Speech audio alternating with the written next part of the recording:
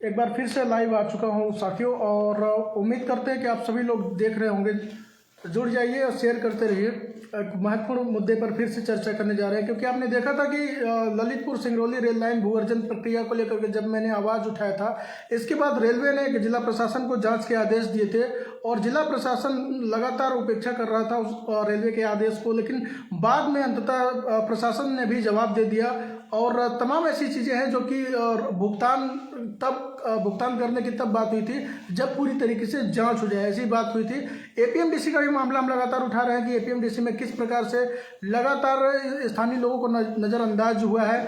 और अभी कुछ दिन पहले ही कांग्रेस के किसान के प्रदेश महामंत्री डीपी शुक्ला ने भी ये कहा था कि क्या एपीएमडीसी में 800 करोड़ का घोटाला हुआ। तमाम ऐसी हेडलाइंस चली थी और वो हमारे साथ जुड़ चुके हैं। डीपी शुक्ला लाइव है और सीधी जिला अध्यक्ष आम आदमी पार्टी के विवेक सोनी भी लाइव हैं।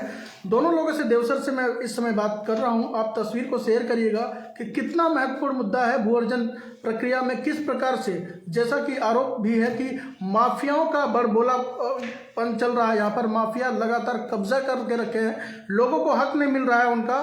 इसी के लिए हम आवाज़ उठा रहे हैं कि किस प्रकार से लोगों के साथ, विस्थापितों के साथ अन्याय किया जा रहा है। तमाम ऐसे मामले हैं, इसके साथ मैं जुड़ रहा हूं अभी। शुक्ला जी लाइव है। डीपी शुक्ला जी, क्या कुछ कहेंगे? अभी कुछ दिन पहले आपको अपर सचिव का एक आदेश भी आया था कि कलेक्टर को जांच के लिए आदेश आया था। क्या कुछ पूरा मामला था, क्या आप इसके लिए आवाज उठा रहे थे? मैं डीपी शुक्ला, प्रदेश महामंत्री किसान कांग्रेस मध्य प्रदेश। मेरा यह आरोप शुरू से ही रहा है कि जो भू अर्जन की सिंगरौली, जब से जिला सिंगरौली बना है तो तब से ही भू अर्जन की पूरी व्याख्या ही सिंगरौली जिले में अपने मन मुताबिक एक बड़े सरकारी तंत्र यहाँ विकसित है। पहले ये हम मध्य प्रदेश आराजियों को भूस्वामी दर्ज कराते थे, उसके बाद अब जब ये मध्य प्रदेश की आराजियाँ भूस्वामी दर्ज कराने के बाद फिर ये जमीनों को क्रय और विक्रय का एक धंधा चला, गोरख धंधा चला। क्रय विक्रय में जब ये छूट गए तो यह मकानों में फर्जी प्रविष्टियाँ दर्ज करा करके और यह बगैर भूस्वामी की जानकारी के यह भुगतान करते हैं।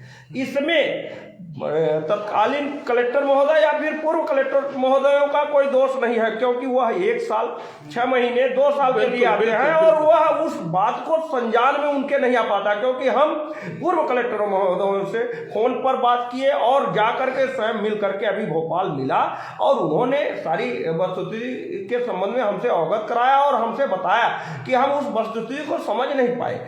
हमारे जहाँ तक मैंने अनुभव और हमारी जहाँ तक सोच है कि जब तक यहाँ जिला सिंगरौली से यह कर्मचारी तंत्र का, जो कि जब से जिला बना है उसके पहले से जो कर्मचारी यहाँ स्थापित है उनको हटा करके और जांच नहीं की जाएगी, तब तक जांच में कभी निष्पक्षता जांच नहीं हो सकती है। चाहे प्रमुख सचिव नहीं, चाहे प्रधानमंत्री कार्यालय की कोई जांच टीम आ जाए और यह कर्मचारी रहेंगे, तब तक कोई जांच न हो पाएगी। रेलवे या एपीएमडीसी में हमने 800 करोड़ का घोटाला के संबंध में कई बार मैंने कई मुद्दों पर प्रश्न उठाया, पर उस मुद्दे को दबा दिया गया। क्यों दबा दिया गया? इसलिए दबा दिया गया कि वह पहले गुणक 2 लगाने का प्रावधान था और गुणक 2 लगा करके तत्कालीन कलेक्टर शिव नारायण सिंह चौहान जी ने आदेश किया था कि जितनी कार्यवाही हो चुकी है उसके आगे से कार्यवाही शुरू की जाए। पर यहाँ के जो सरकारी भूमाफिया तंत्र के लोग हैं वह अपने प्रभाव में लेकर के और कंपनी से साठगांठ करके वह पुनः से कार्रवाई धारा 9(1) की कार्रवाई पुनः समस्त हितबद्ध व्यक्तियों को दिए और उसमें बहुत से ऐसे फर्जी प्रविष्टियां दर्ज करा करके, फर्जी मकानों पर संपत्ति दर्ज करा करके उनका प्रभाजन करके, जबकि भूस्वामी को अभी भी जानकारी, जैसे ललितपुर सिंगरौली में ऐसे ऐसे भूस्वामी हैं कि उनको जानकारी ही नहीं है और भुगतान कर दिया गया है। यही हमारा कहना है कि जब तक यहाँ जो जिला बनने से पहले से स्थापित कर्मचारियों का एक गिरोह तंत्र है वह न हटेगा, तब तक कोई जांच निष्पक्ष नहीं हो सकती। ये हमारा कहना है। कौन कौन से अधिकारी हैं? ऐसे अधिकारी जैसे दिवाकर सिंह तहसीलदार हो गए, ददीन सिंह उपयंत्री हो गए और आपके शैलेंद्र सिंह वो एपीएमडीसी वाला हो गया और बाकी प्रमुख पदों पर आप देख ही रहे हैं कि जो भू अर्जन अधिकारी चाहे एपीएमडीसी चाहे ललितपुर सिंगरौली के जो लोग हैं वो आपको सारे चीज मालूम ही है और आम जनता भले पूरा हल्ला ही कर रही है। अब हमारे मुंह से मैं कहलवाएं ये आप खुद समझदार है अब कौन कौन ऐसे अधिकारी हैं, पर ये हमारा कहना ये है कि ये गिरोह तंत्र है, ये गिरोह तंत्र के हिसाब से ये कार्य करते हैं। आप कितनी भी शिकायत क्यों न करें। अच्छा, जिस प्रकार से ललितपुर सिंगरौली में बता रहे हैं आपकी भूस्वामी को पता ही नहीं रहता है कि कौन कौन से उसके मकानों में मुआवजा उठा लिया, यही हाल एपीएमडीसी में भी है। यही हाल एपीएमडीसी में भी है। ये तो हम अब उसके लिए तो हम समस्त दस्तावेज एपीएमडीसी का भी आपको देंगे। हमारी लड़ाई अभी मैंने इसी मामले पर जो कि तत्कालीन कलेक्टर मीणा साहब उसमें हमारे जहां तक समझ में है मीणा साहब को गुमराह करके और मीणा साहब को अंधकार में रख करके और ये स्थानीय भूमाफिया तंत्र उनको इस तरह से कार्य करा दिया गया और उनके ऊपर हमारे द्वारा कोर्ट ऑफ कंटेम्प्ट का केस लगाया गया है, जो कि अभी प्रचलनशील में है माननीय हाई कोर्ट में।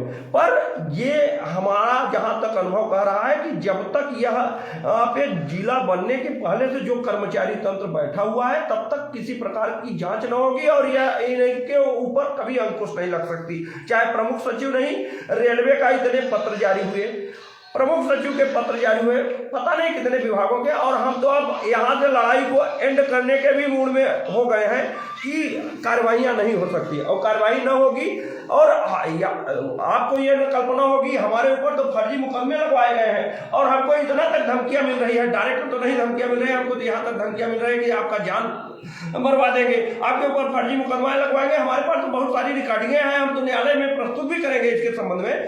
पर हम ये मालूम हमको जहाँ तक हमारा अनुभव कर रहा है, जहाँ तक ये प्रक्रियाएं कर रहे हैं, आप अच्छा मेहनत कर रहे हैं और अभी इसके आगे हमारे आम आदमी पार्टी के विवेक सोनी जी तब तक चाय पी लीजिए आप, तब तक मैं बात करता हूँ विवेक सोनी से। विवेक भाई, क्या आप बताएंगे? आप लगातार मुद्दा देख रहे हैं कि किस प्रकार से चाहे ललितपुर सिंगरौली का मामला हो, चाहे फिर एपीएमडीसी का मामला हो, तमाम ऐसे कंपनियां हैं पहले से जो अधिकारी कर्मचारी वो उन लोगों को विस्थापितों के लिए सेटलमेंट करने की बात हुई थी, लेकिन आज भी भुगतान उसका भुगत रहे हैं। क्या कुछ कहेंगे?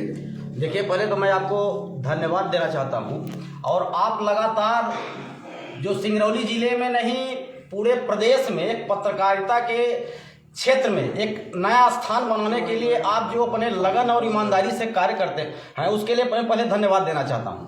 सिंगरौली जिला 24 मई सन 2008 को बना है और सिंगरौली जिला से पहले क्या था कि सीधी जिले में सिंगरौली का हिस्सा था और आज तक जिला बनने से बहुत सारे ऐसे अधिकारी कर्मचारी हैं।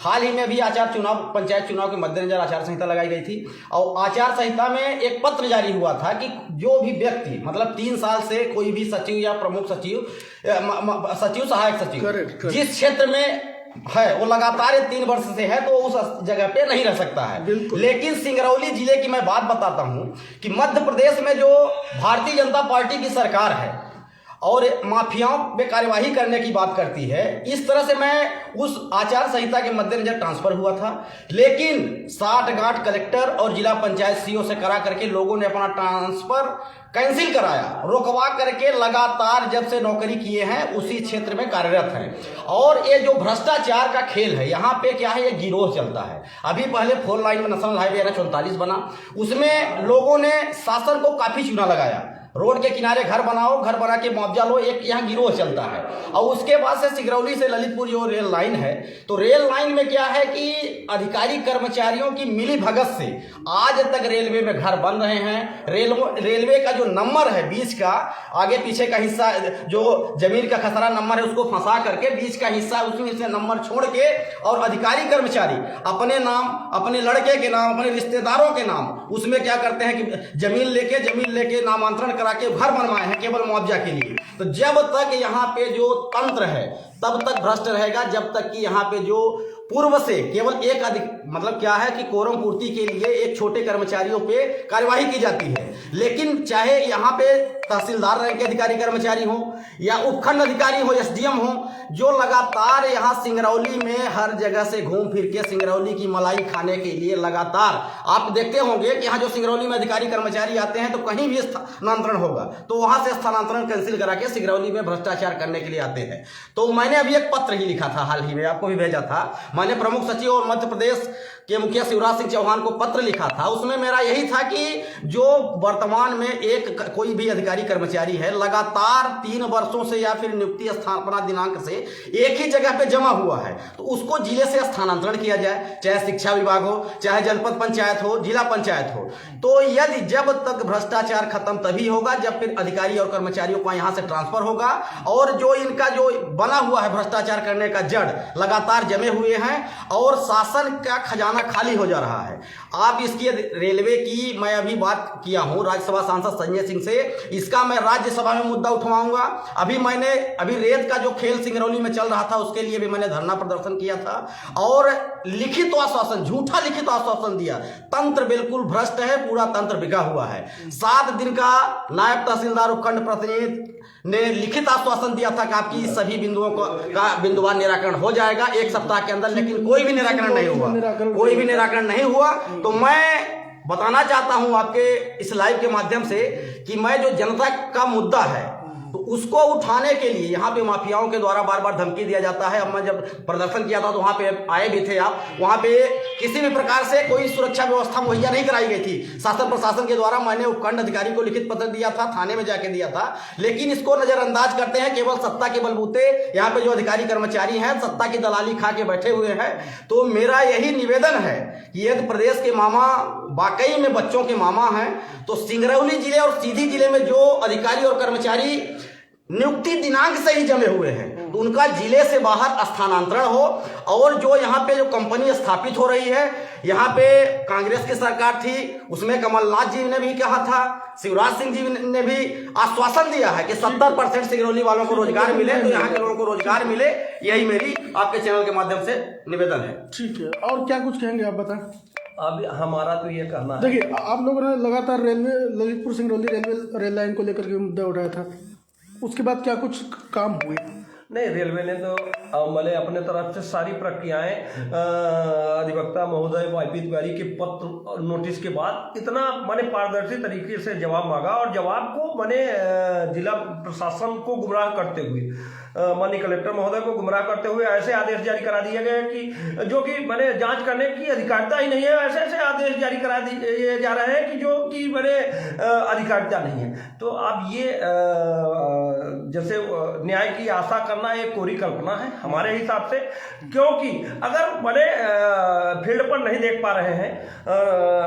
अच्छा ये बताइए कौन कौन गिरोह में कौन कौन लोग, क्या सत्ता के लोग? नहीं, गिरोह में मैंने स्थानीय जिले के बाबू हैं गिरोह में, और तहसीलदार हैं, उपयंत्री हैं, पटवारी हैं, राजस्व निरीक्षक हैं, ये गिरोह। सत्ता के लोग चुप क्यों रहते हैं? सत्ता के लोग, और आप चूंकि कांग्रेस के नेता हैं तो आपकी पार्टी भी शांत रहती है। हमारे पार्टी के कुछ लोग भी मैंने इसमें संलिप्त हैं, सत्ता पक्ष और विपक्ष दोनों लोग हम ये मैंने ये कर रहे हैं। और सत्ता पक्ष के लोग का तो भुगतान हो चुका है, सारे लोगों का भुगतान हो चुका है। इसलिए किनका हुआ? सारे लोगों का नाम लेंगे तो अनगिनत लोग हैं, वो आप कल्पना नहीं कर सकते। वो तो हम सूची ही फेसबुक में डाल दिए हैं, आप देखते हैं। कल्पना को वास्तविकता में बताइए। वास्तविकता यही हम बताना चाह रहे हैं कि सत्ता पक्ष के लोगों को अब अभी एक मैंने छीवा गांव की घटना को बता रहे हैं कि मूल भूमि का अभी भुगतान नहीं हुआ और धारा 23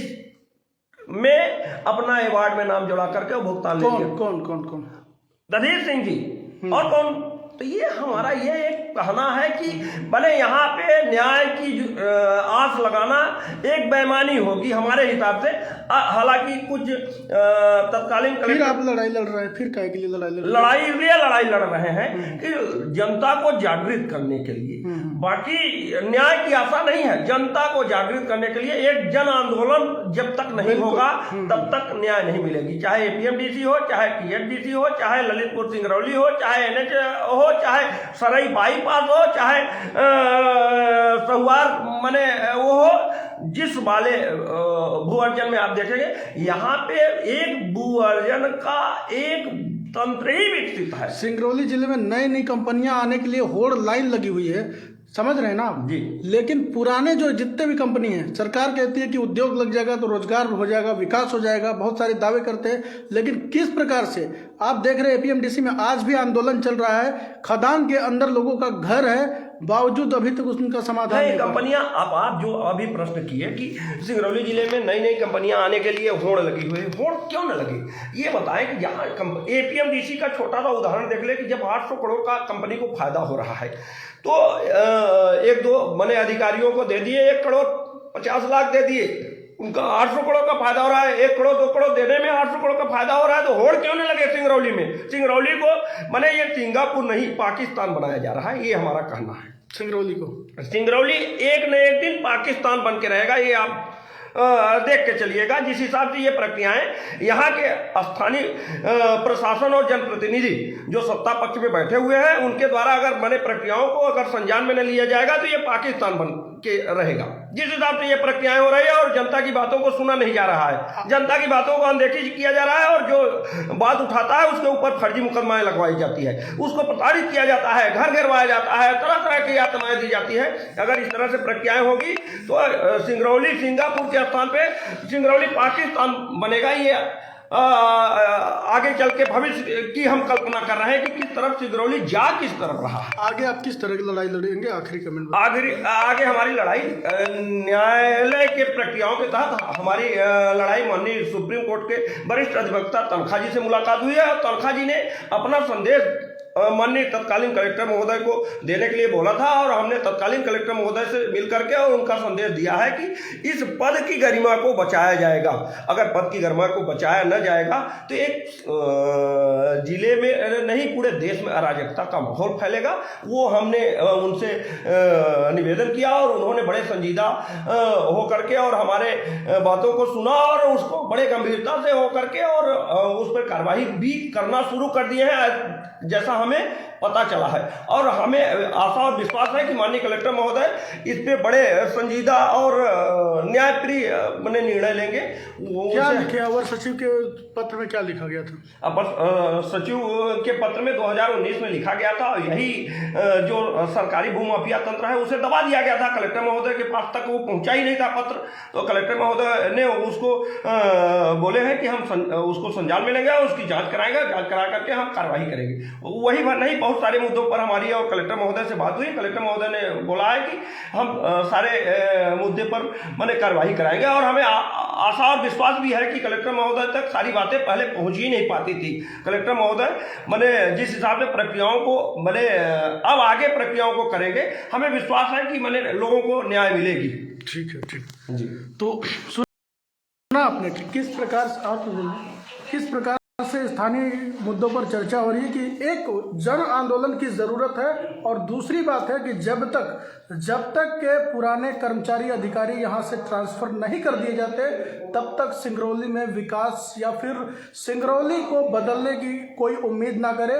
एक जन आंदोलन की ज़रूरत है क्योंकि लोगों को जागरूक करना है कि किस प्रकार से लोगों के साथ अन्याय हो रहा है और इनकी लड़ाई डीपी शुक्ला लगातार आवाज़ उठा रहे हैं। हम खबरों के माध्यम से दिखा रहे हैं कि किस प्रकार से प्रशासन भी एक्शन ले रहा है, लेकिन इनका कहना है कि पुराने कर्मचारी अधिकारी, चूंकि आपने देखा था कि अगर सरकार ने जब पंचायत चुनाव अभी कराने की प्रक्रिया चल रही थी तो सचिवों को ट्रांसफ़र करने की बात हुई थी, कुछ अधिकारी ट्रांसफ़र हुए थे, इसलिए किए गए थे ना ताकि वो प्रभावित ना कर सके। पुराने कर्मचारी अधिकारी जो एसआर से, जो रिलायंस से, जो हिंडाल्को से, तमाम ऐसे कंपनियों से कहीं ना कहीं विस्थापन कराए हैं, आज भी उसका भुगतान, आज भी लोग उससे प्रभावित हैं, परेशान हैं, उनको नौकरी नहीं मिली, आज भी मूलभूत सुविधाओं के लिए वो परेशान हैं और वो कभी नहीं बदलेगा जब तक ऐसे अधिकारी यहाँ से नहीं जाएंगे और जब तक इसके लिए एक जोरदार आवाज़ ना हो। तो सिंगरौली की आवाज़ भी इस आवाज़ के साथ हम अपील करते हैं कि सच्चाई के लिए आप लोग भी ज़रूर खड़े हों और जो भी व्यक्ति साथ सच्चाई के लिए आवाज़ उठा रहा है आप उसका ज़रूर समर्थन करें।